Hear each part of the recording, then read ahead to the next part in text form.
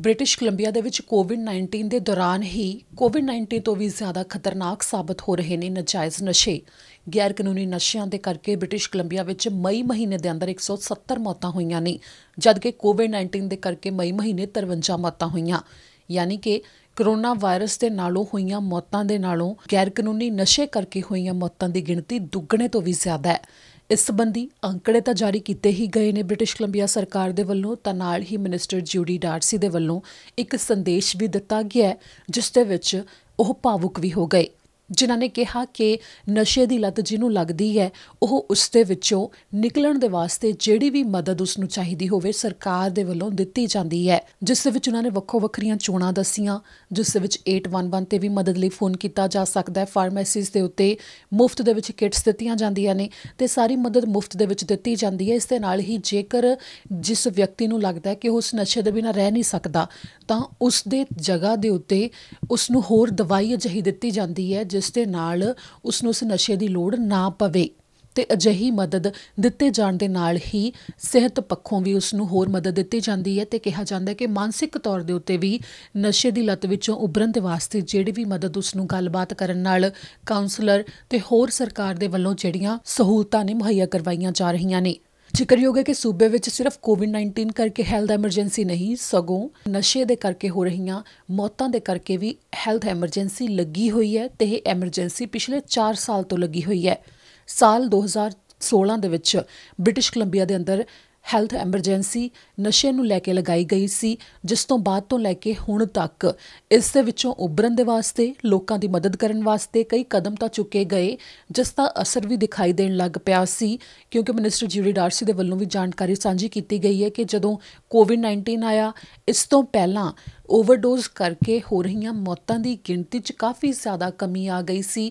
BC corners service ਦੇ ਵੱਲੋਂ ਇੱਕ ਚੰਗੀ ਉਮੀਦ ਦੱਸਦੇ ਹੋਏ ਰਿਪੋਰਟ ਵੀ ਸਾਂਝੀ ਕੀਤੀ ਗਈ ਸੀ, ਪਰ ਜਦੋਂ ਤੋਂ ਕੋਵਿਡ-19 ਸ਼ੁਰੂ ਹੋਇਆ ਇਸ ਦੌਰਾਨ ਬ੍ਰਿਟਿਸ਼ ਕੋਲੰਬੀਆ ਸਰਕਾਰ ਵੱਲੋਂ ਕਹਿਣਾ ਹੈ ਕਿ 2 ਸਿਹਤ ਐਮਰਜੈਂਸੀਆਂ ਲੱਗੀਆਂ ਹੋਈਆਂ ਨੇ, ਜਿਸ ਦੌਰਾਨ ਕਾਫੀ ਜ਼ਿਆਦਾ ਦਬਾਅ ਵੀ ਹੈ ਤੇ ਇਸ ਦੇ ਉੱਤੇ ਕੰਮ ਵੀ ਚੱਲ ਰਿਹਾ ਹੈ। ਪਰ ਇਹਨਾਂ ਦਿਨਾਂ ਦੇ ਵਿੱਚ ਹੀ ਓਵਰਡੋਜ਼ ਦੇ ਕਰਕੇ ਹੋ ਰਹੀਆਂ ਮੌਤਾਂ ਦੀ ਗਿਣਤੀ ਦੇ ਵਿੱਚ ਬਹੁਤ ਵਾਧਾ ਹੋਇਆ, ਯਾਨੀ ਕਿ ਲੋਕਾਂ ਦੇ ਵੱਲੋਂ ਨਸ਼ੇ ਦੀ ਵਰਤੋਂ ਕੀਤੀ ਜਾਣੀ ਬਹੁਤ ਜ਼ਿਆਦਾ ਵਧੀ ਹੈ। ਜਿੱਥੇ ਇੱਕ ਪਾਸੇ ਮਈ ਮਹੀਨੇ 170 ਮੌਤਾਂ ਹੋਈਆਂ ਨੇ ਗੈਰ ਕਾਨੂੰਨੀ ਨਸ਼ੇ ਦੀ ਓਵਰਡੋਜ਼ ਕਰਕੇ, ਤਾਂ ਨਾਲ ਹੀ ਇਹਨਾਂ ਮੌਤਾਂ ਦੇ ਵਿੱਚ 82% ਮੌਤਾਂ ਫੈਂਟਨਲ ਲੈਣ ਕਰਕੇ ਹੋਈਆਂ ਨੇ।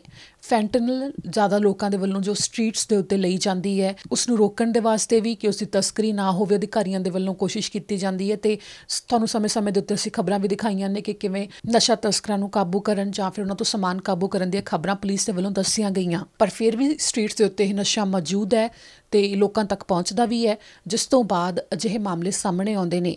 ਇਸ ਦੇ ਨਾਲ ਹੀ ਜਾਣਕਾਰੀ ਇਹ ਵੀ ਦਿੱਤੀ ਗਈ ਹੈ ਕਿ ਜੇਕਰ ਤੁਹਾਡੇ ਤੋਂ ਨਸ਼ਾ ਹੋ ਗਿਆ ਤੇ ਲੱਗਦਾ ਹੈ ਕਿ ਓਵਰਡੋਜ਼ ਹੋ ਗਈ ਹੈ ਤਾਂ ਉਸੇ ਸਮੇਂ 911 ਤੇ ਕਾਲ ਕਰੋ, ਜਾਂ ਫਿਰ ਜਦੋਂ ਕਿਸੇ ਨੇ ਅਜਿਹੇ ਨਸ਼ੇ ਦੀ ਵਰਤੋਂ ਕਰਨੀ ਵੀ ਹੁੰਦੀ ਹੈ ਤਾਂ ਆਪਣੇ ਆਲੇ ਦੁਆਲੇ ਅਜਿਹੀ ਥਾਂ ਦੇਖੀ ਜਾਵੇ ਜਿੱਥੇ ਉਸ ਨੂੰ ਕੋਈ ਦੇਖਣ ਵਾਲਾ ਜ਼ਰੂਰ ਮੌਜੂਦ ਹੋਵੇ, ਕਿਉਂਕਿ ਜ਼ਿੰਦਗੀ ਤੋਂ ਉੱਪਰ ਕੁਝ ਨਹੀਂ ਹੈਗਾ।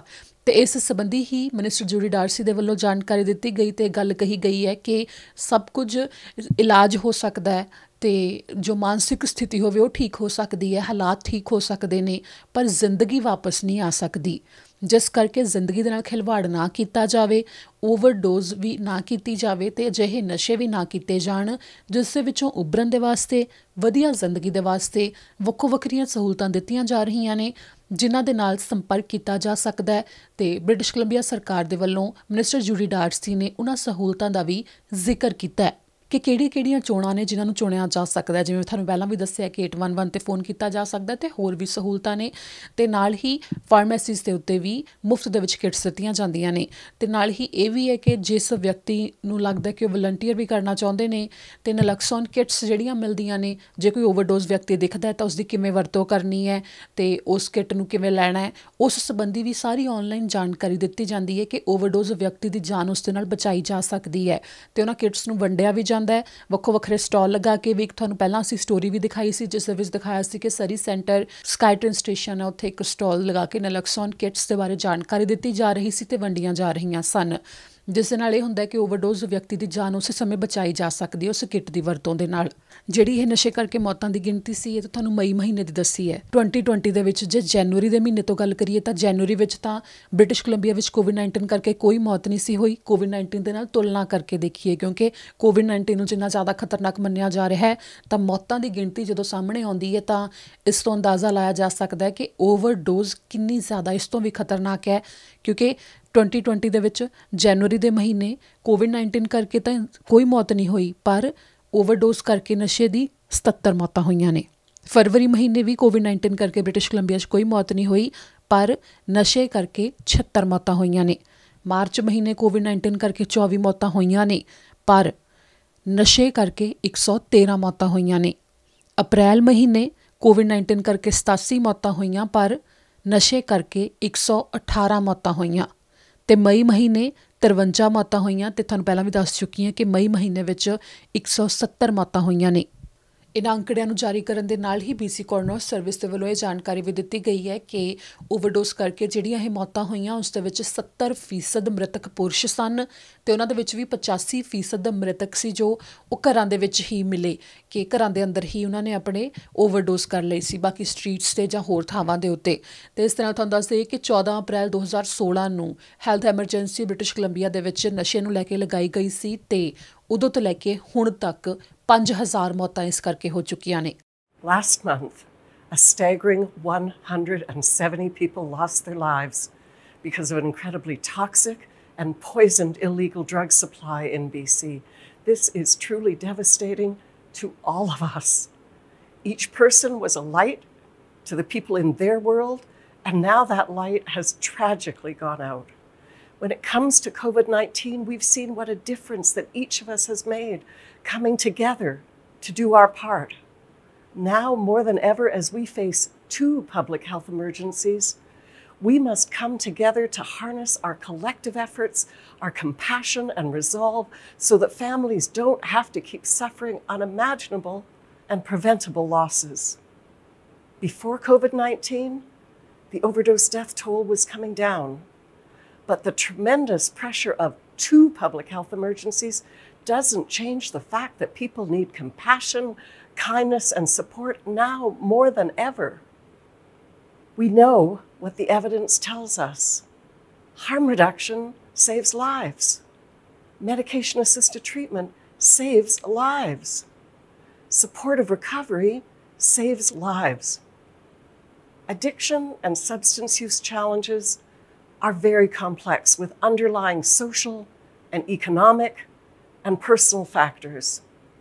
Not everyone is on the same path, but everyone needs our compassion and a chance to live. Today, I am appealing to anyone who's listening to this message. If you use illicit drugs, those drugs are incredibly toxic and even more poisoned than before. I'm asking each of you to have a plan. Buddy up so you're not using poison drugs alone. Carry naloxone, you can pick up your kit for free at any pharmacy.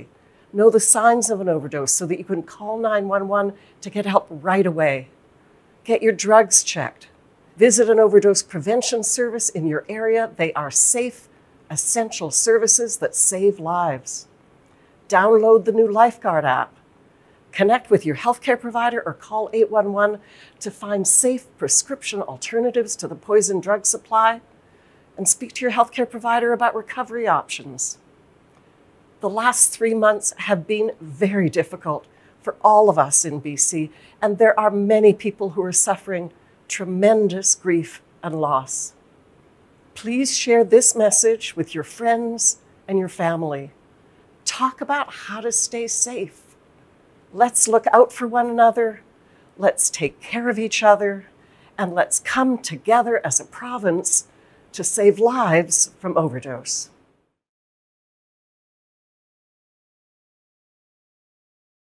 ਸਤਿ ਸ਼੍ਰੀ ਅਕਾਲ ਜੀ, ਮੈਂ ਨਿਰਮਲ ਮਾਨ ਊੜਾ that settlement ਤੋਂ। ਇਹ ਤੁਸੀਂ video ਦੇਖ ਰਹੇ ਸੀ TV Punjab ਦੇ ਉੱਤੇ। ਇਹੋ ਜਿਹੇ ਹੋਰ ਜਾਣਕਾਰੀ ਭਰਪੂਰ ਵੀਡੀਓ ਦੇਖਣ ਵਾਸਤੇ TV ਪੰਜਾਬ ਦੇ ਚੈਨਲ ਨੂੰ ਸਬਸਕ੍ਰਾਈਬ ਕਰੋ ਤੇ ਨਾਲ ਹੇਠ ਦਿੱਤੇ ਹੋਏ ਬੈਲ ਆਈਕਨ ਦੇ ਬਟਨ ਦਬਾਓ। ਸਤਿ ਸ਼੍ਰੀ ਅਕਾਲ।